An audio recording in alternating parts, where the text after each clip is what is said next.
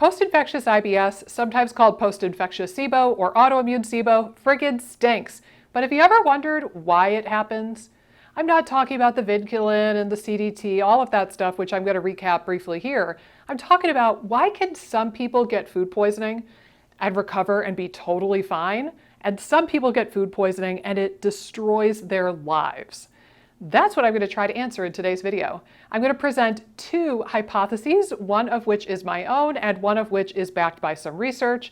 And we are going to noodle on why some people get food poisoning and they're off scot-free and some people have a really hard time afterwards. You know the drill though. I would not be myself if I didn't try to teach you a little bit of the science along the way. So enter the GI tube. So this is what happens with food poisoning versus post-infectious IBS. Ready? Here's like the quick 1-minute explainer. So here's your GI tube. You have all of these nice flaps and folds, the villi of the small intestine, and enter the bad boogeyman bacteria and the toxin that the bacteria is producing.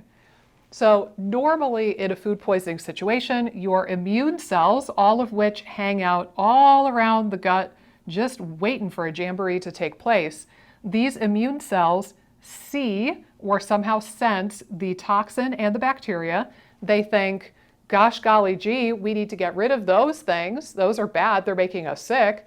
And the immune system mounts a response, and your GI system mounts its own response, trying to purge it out of your body. And that's where you get the vomiting, the diarrhea, the upset tummy kind of symptoms.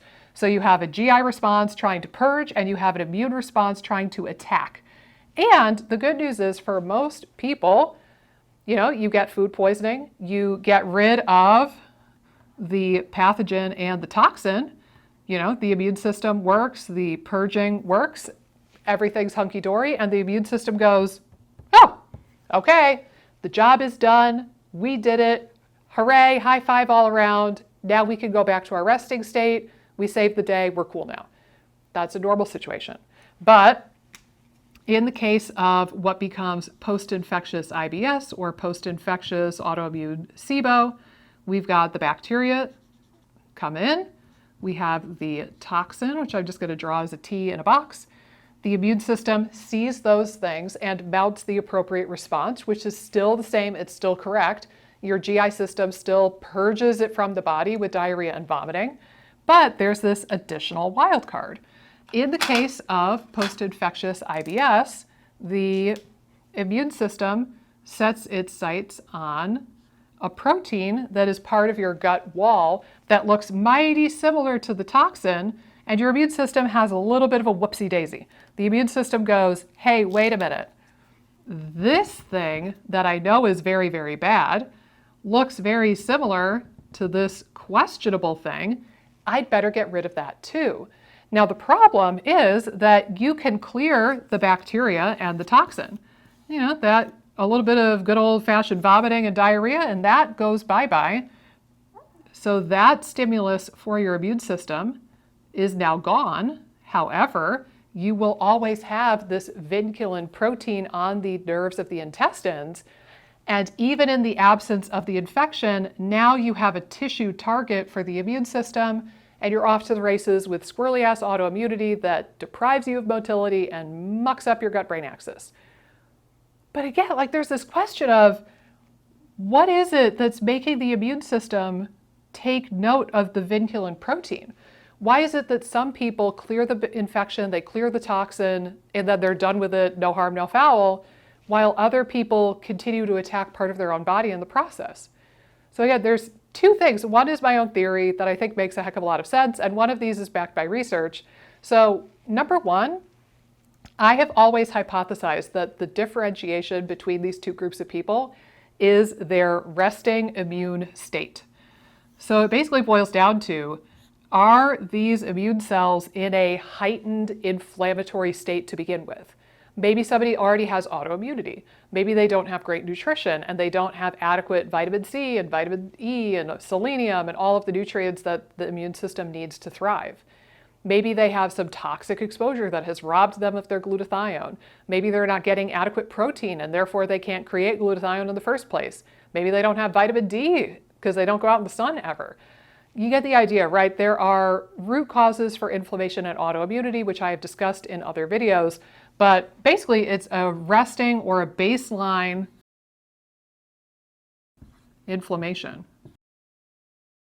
that I think can keep the immune system just inflamed and just engaged enough that then when a new fancy schmancy thing comes along, like a bacteria and a toxin, it's almost like if you picture autoimmunity as inefficiency, which I have proposed in previous videos, if you think about it as inefficiency, who's going to be more inefficient? The immune system that's already inflamed and squirrely and confused and doing autoimmune things, or the immune system that starts out in a healthy place?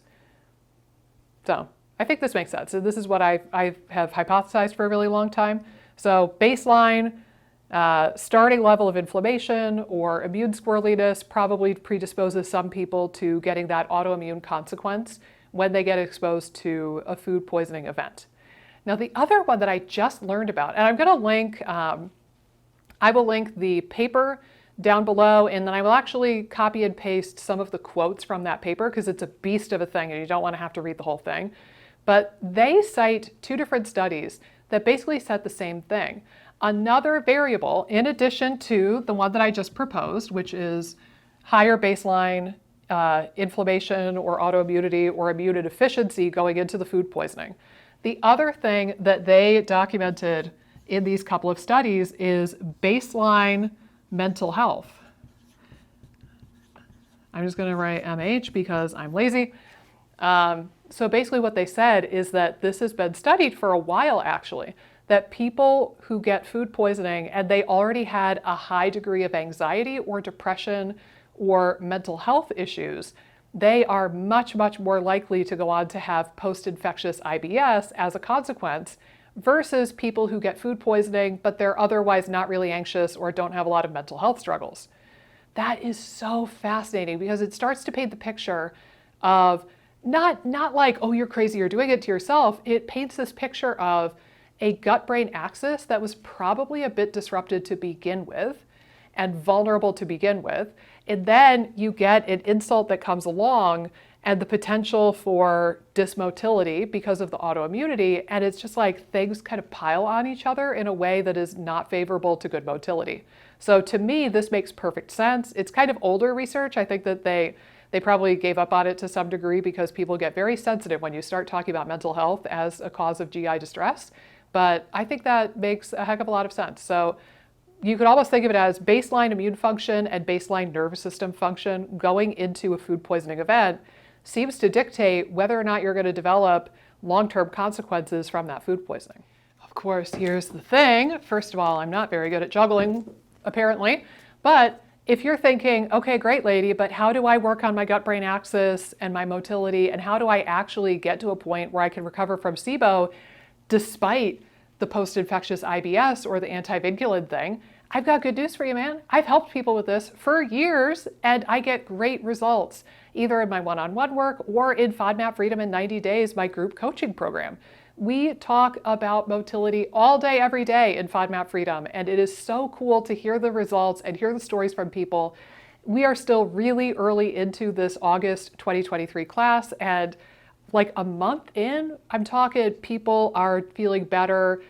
Like people with diarrhea are reporting better, fluffier, firmer bowel movements and less frequent bowel movements. We've got some constipated people who are not constipated anymore, or the constipation is greatly improving. A lot of people have started to reintroduce foods already. Guys, we're only on week 4 out of the 12-week program, and this is not even the half of it. It's so cool to hear all this from people, but this is the sort of result that we can get you. Yes, even if you have post-infectious IBS, we could still get to the root of the roots. We could still build you a SIBO-proof body so that you can reintroduce whatever foods you might be missing right now and just feel normal again. So if you want to join us, we're going to be opening enrollment again in January of 2024. So join us now. The wait list is linked down below. Join us. That just means that I'm going to shoot you an email when enrollment opens up. It's no obligation. You're not signing your life away by joining the wait list, but come check it out. Join us. I hope to see you in the January class because FODMAP Freedom awaits you. Hey guys, if you like this video, be sure to subscribe, ring the bell, click the like button, and leave a comment down below with the videos that you would like to see me do next. Doing all of those really helps support the channel and support my efforts in making as many videos as possible for you guys. Thanks so much, and I'll see you in the next video.